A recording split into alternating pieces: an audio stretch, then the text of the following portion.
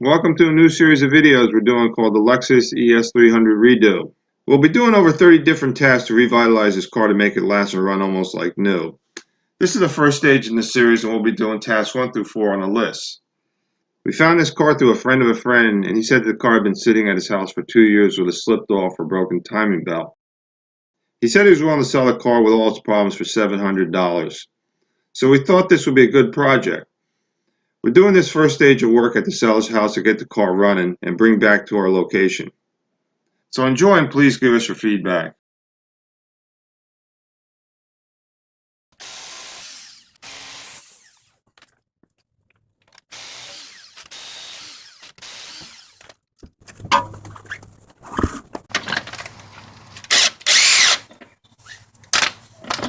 Man, look at all these cobwebs. Wow, look at all that oil leakage.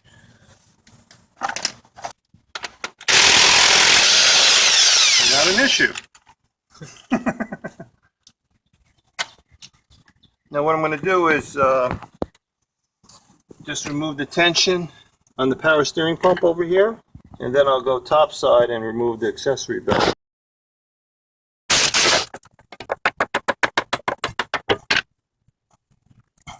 Okay, I'll move this.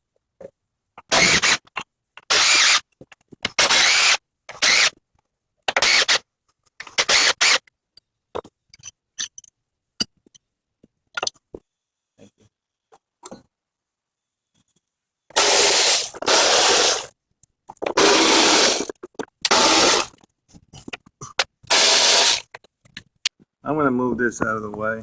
This hose down here is in the path of the cover.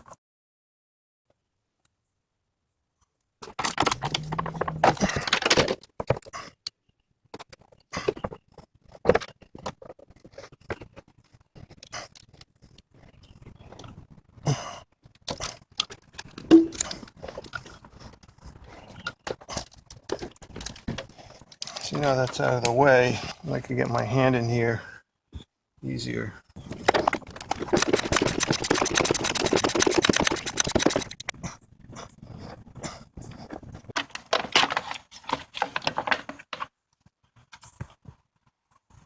It doesn't look too good. Look what happened here. What happened? What's this? Oh, whoa, look at that. Oh, the bearing failed. I have to set the crankshaft to top dead center and align the timing belt marks. We're going to take off the accessory belt.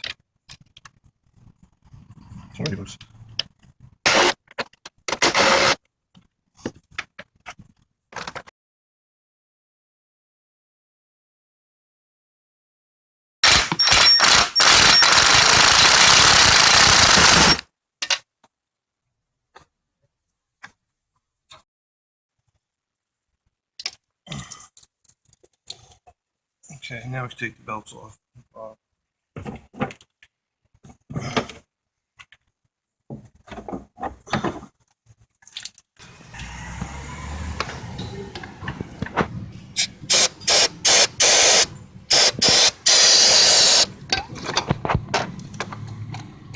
See that little pin?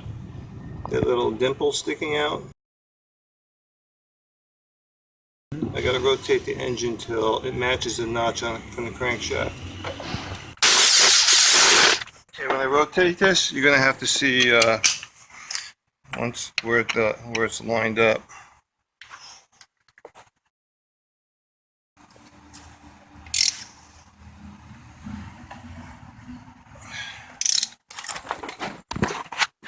Oh, I think I see it. It's coming up.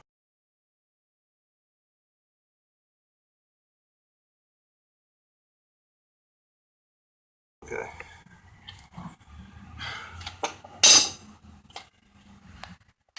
Yeah, see this notch here? In the hole there? So we're in alignment here.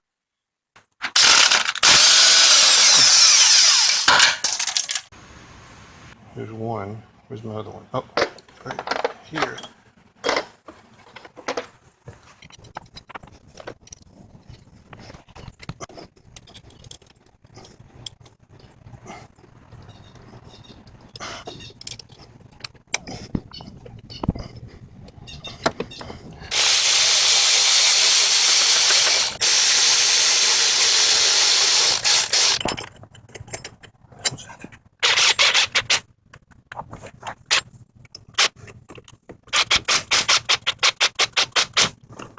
Okay,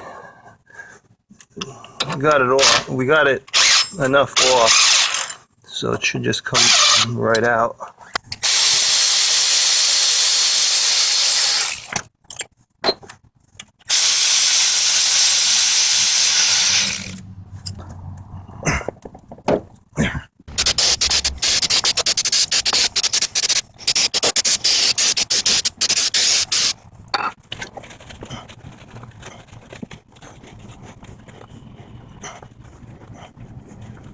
Okay, now just take the lower timing belt cover off.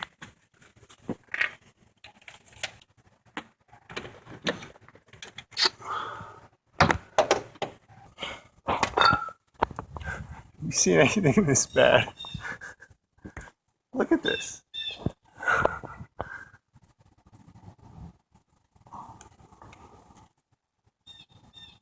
Look at, there's a ball bearing.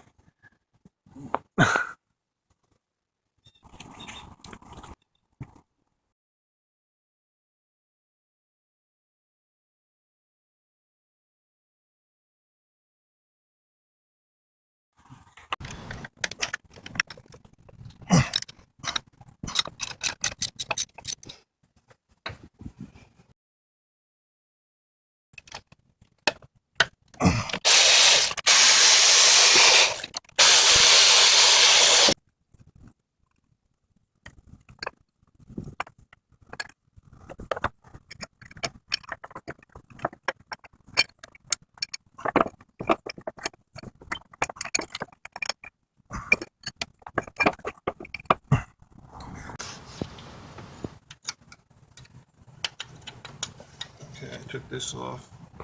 You see, this is the E-bolt. It's missing one. See, there's only one here. There'll be another one over here.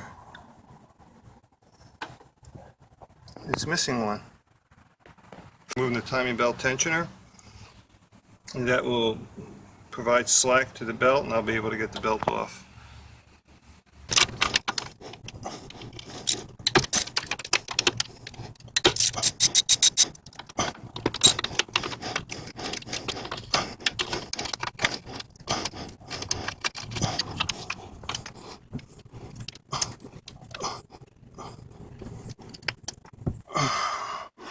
So that's the timing belt tensioner. There we go.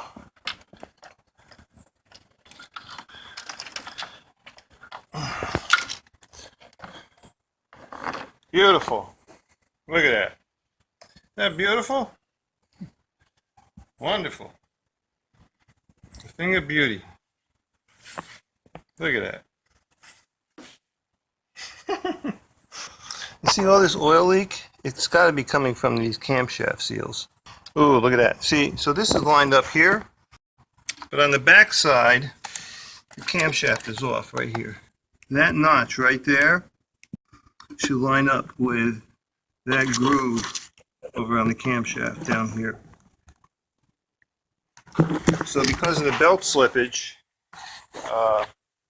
it threw the cam completely off.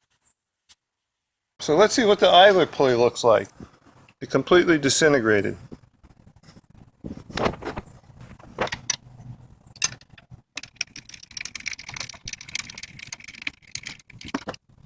Wow. Totally disintegrated.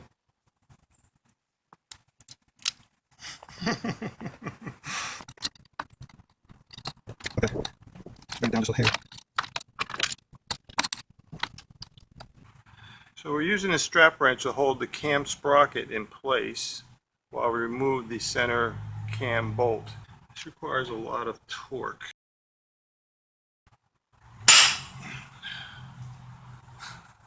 Can you believe it?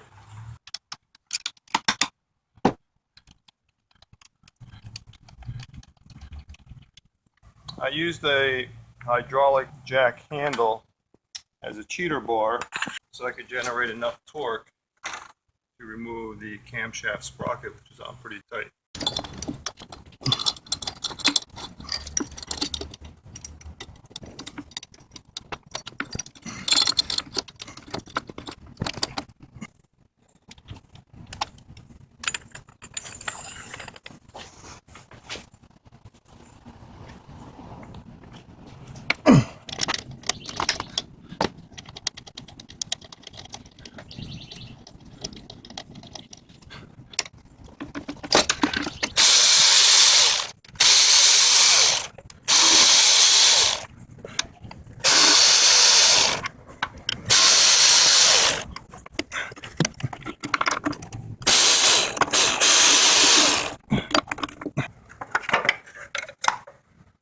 The back one's not, the seal isn't flush. This water pump's seized. Wonderful. You take this and position it inside the seal. Sort of wiggle it in there. And try to pull it out this way. Nope, there we go.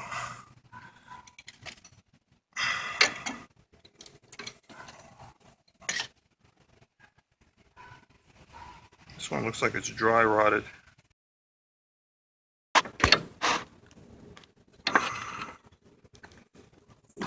Oh, that one came out easy too.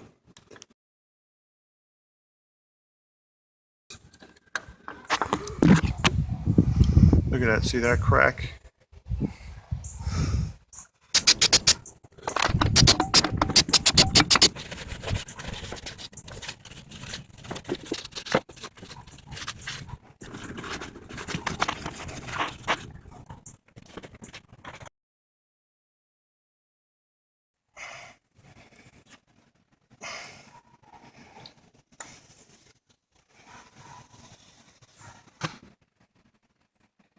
Oh, this is pretty much seized too.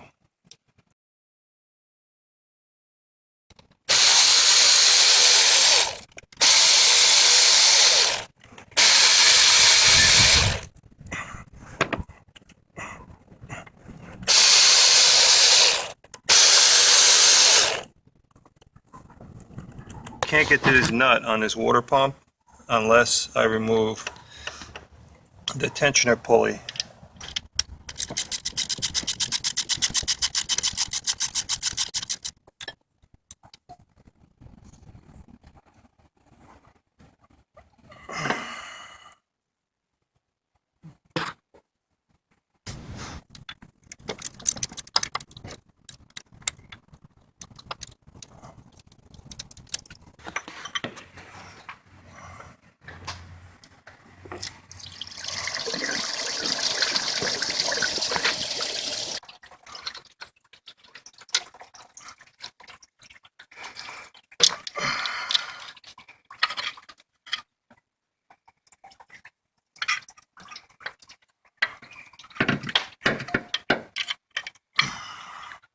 I gotta scrape off the old gasket.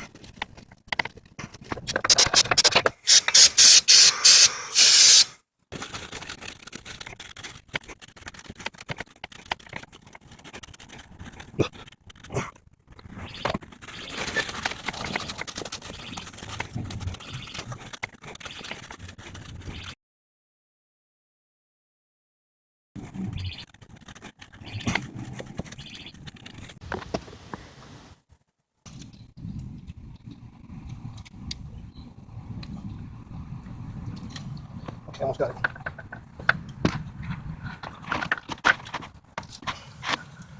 Alright, now I got a good leverage point. Ready? Okay, we're going to be putting in new camshaft seals. We're going to coat this with dielectric grease. Dielectric grease is basically silicone grease, or also referred to as plumber's grease. And the reason why I use that instead of regular grease, because petroleum-based products have a tendency to make rubber swell and get soft. So that's why they advocate using silicone-based grease, in this case dielectric grease, as a lubricant, so that we can slide the new seal back into place. Now this seal has to go over a shaft, so that creates another problem. When we're installing the seal may go on a little lopsided.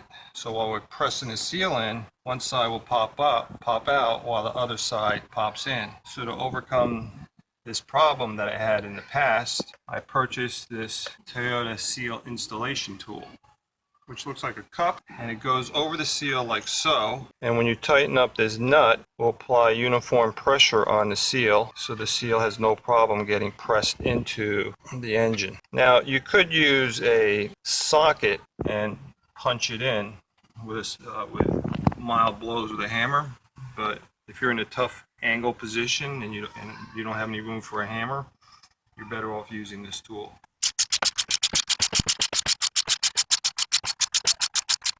That's it. The seal is now flush with the engine.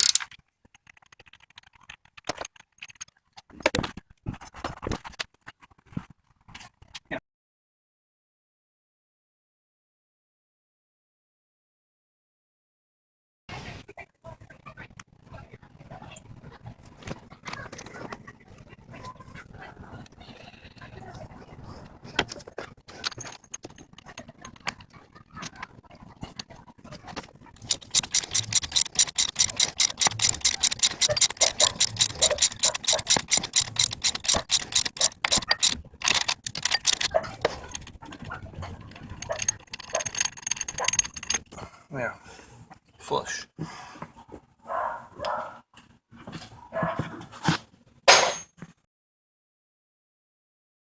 That's the inside. That's the outside.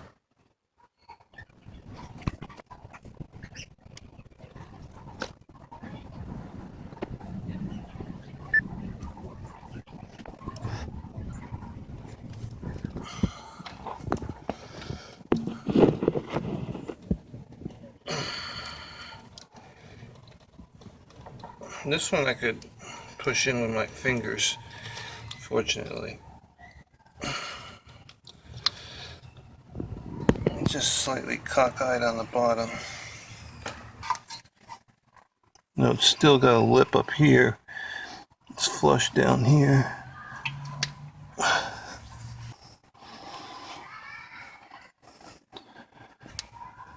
Yeah, now we're good.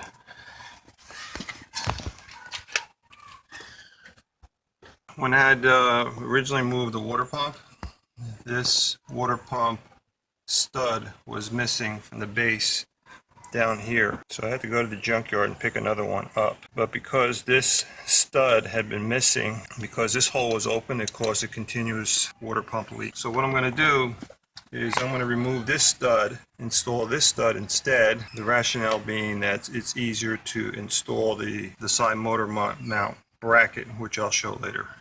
So you don't use a hex socket to take this stud out. You use a E-socket to do that. So it matches up like that.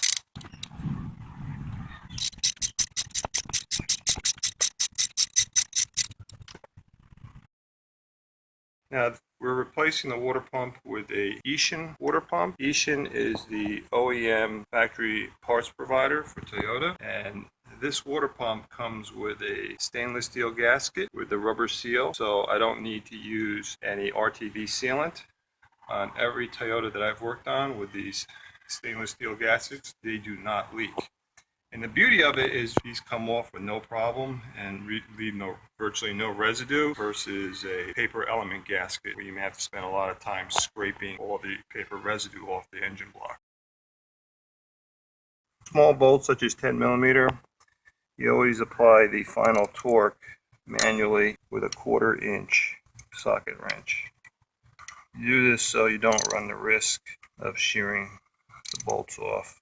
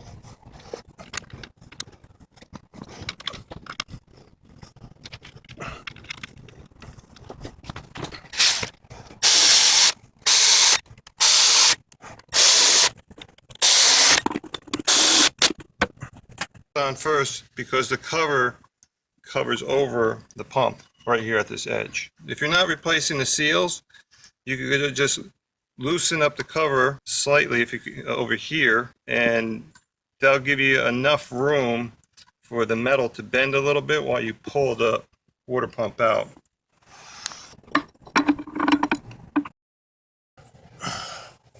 Strap wrench time.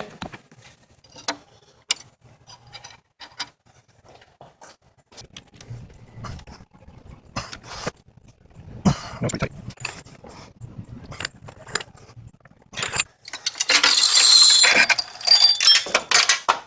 I gotta move this. I gotta get it aligned. Okay, it's pretty close.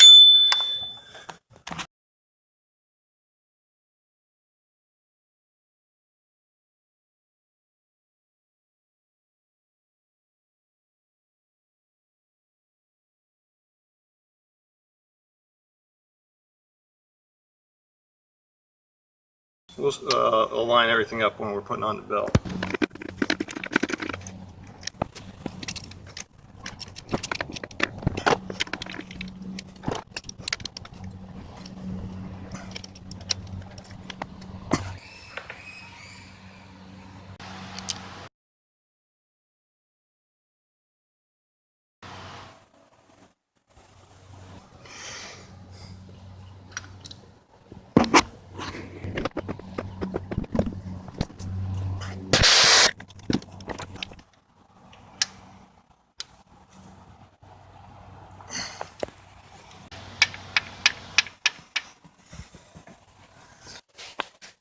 Just put a little silicone grease in here.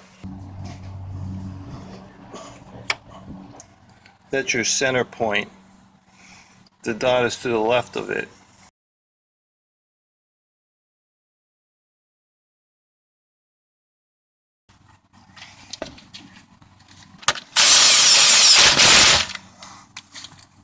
So the belt direction is that way. So this is the front camshaft mark, this is the back camshaft mark. So I'll start by putting on the rear first.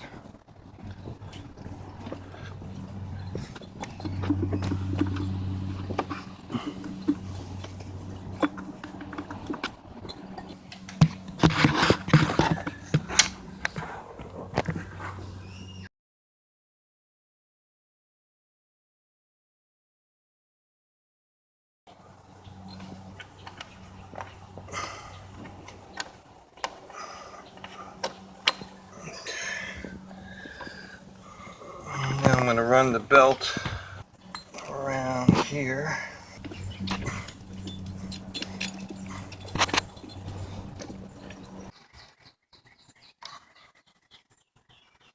It's pretty close.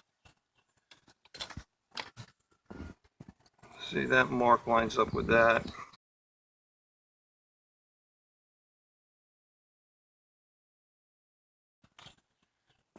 Put it around here.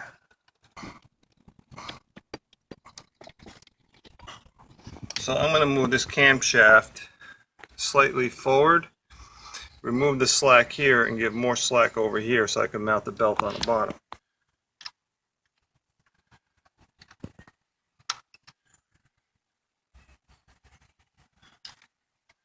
So we got it good and tight over here. So that gives us more slack down here.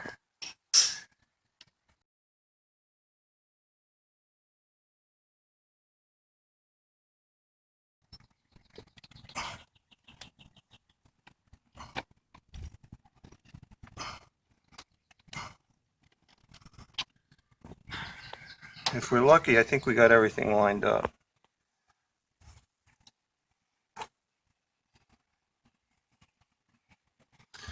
So if I move the crankshaft to top dead center without moving the camshaft, then we're in perfect alignment. I think that's too much slack. I think I may be off just one cog.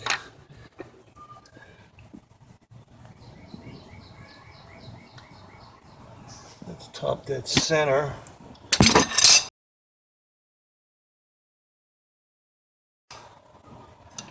Oh, there's too much slack.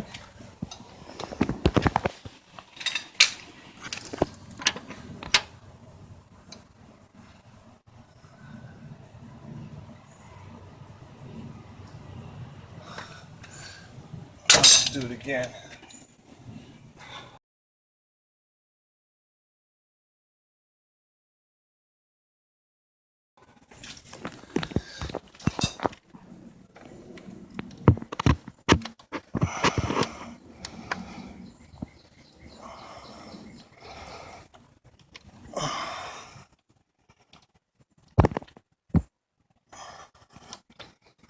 All right, now let's try this.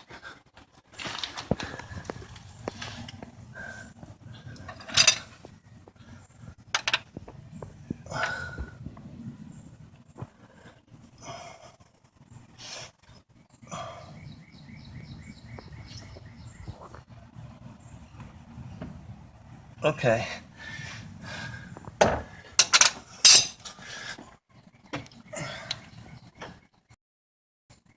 All right, we're at top dead center.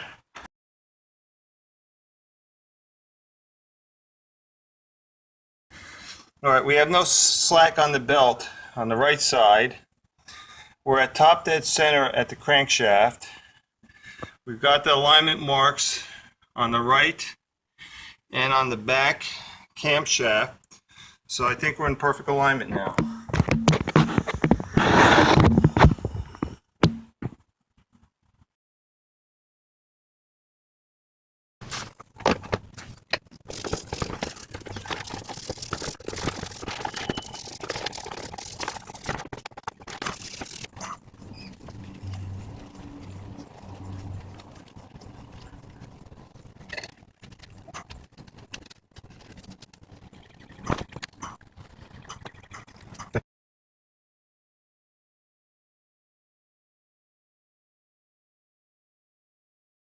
This belt tensioner pin doesn't have to be compressed down first and then after it's mounted released. What you can do is you just get the thread started on the engine and then you just gradually apply the tension on both bolts and that will put compression on this pin.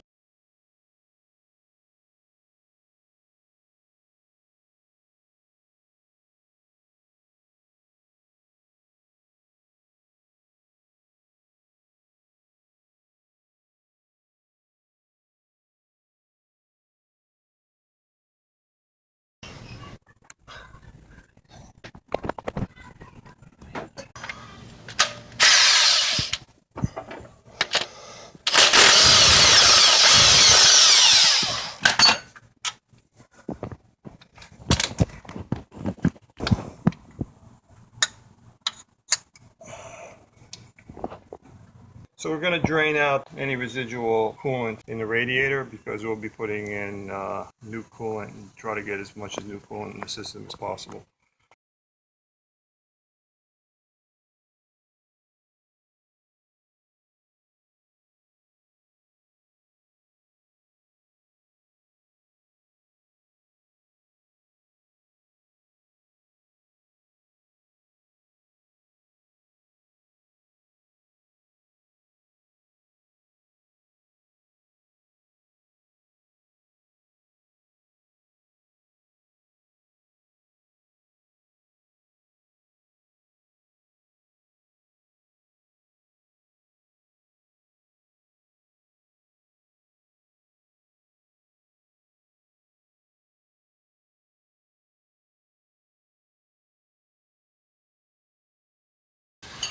These are bolts, these are studs. The studs go over here on this corner, and the bolts go here like so. The problem is getting it within this narrow passageway. So I don't have to worry about this one, but I do have to worry about these three. So I'm going to try to mount this onto the engine while these bolts are recessed in the holes.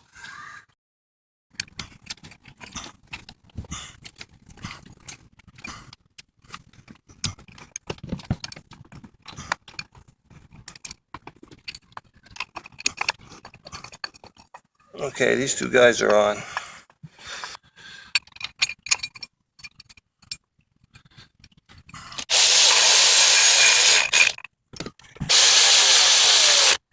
Okay, e-socket.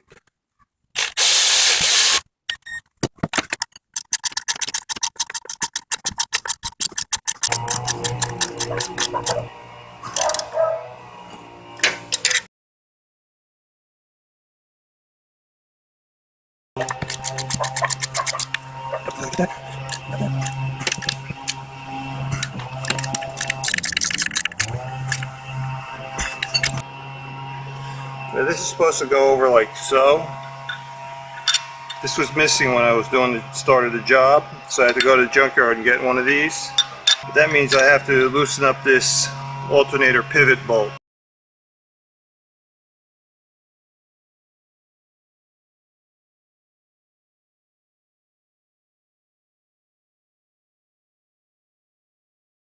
Okay, I'm going to close off the petcock in the radiator and start filling up coolant in the system.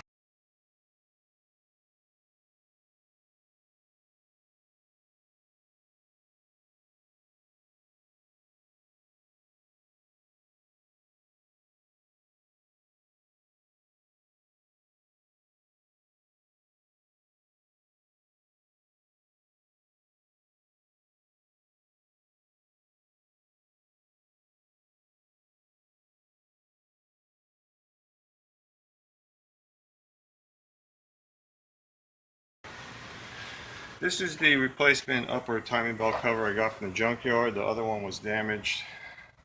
There's a lot of oil residue over here, which probably indicates that the camshaft seal on this bank had leaked a lot and just migrated onto the cover.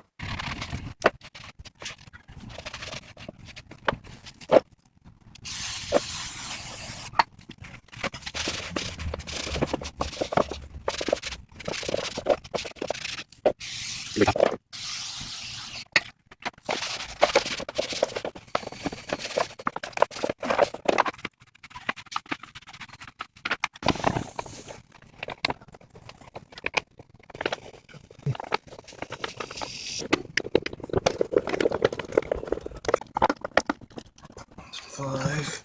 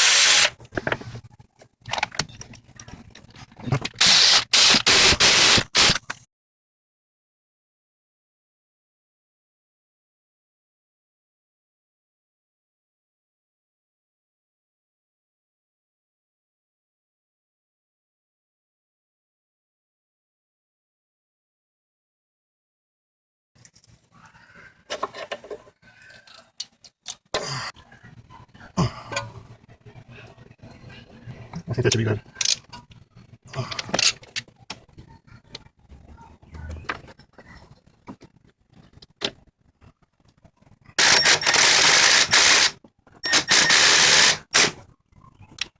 Okay.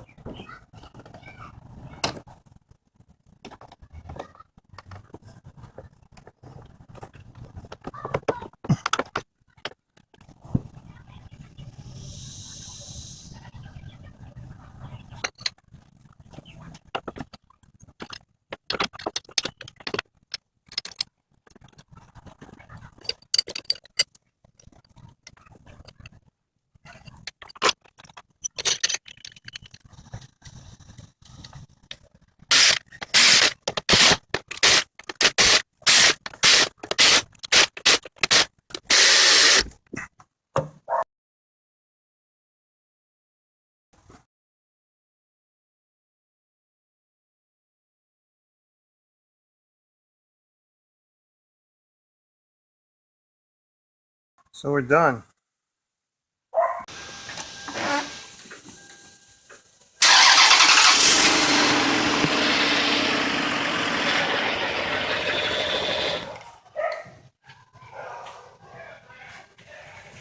It started right up, man.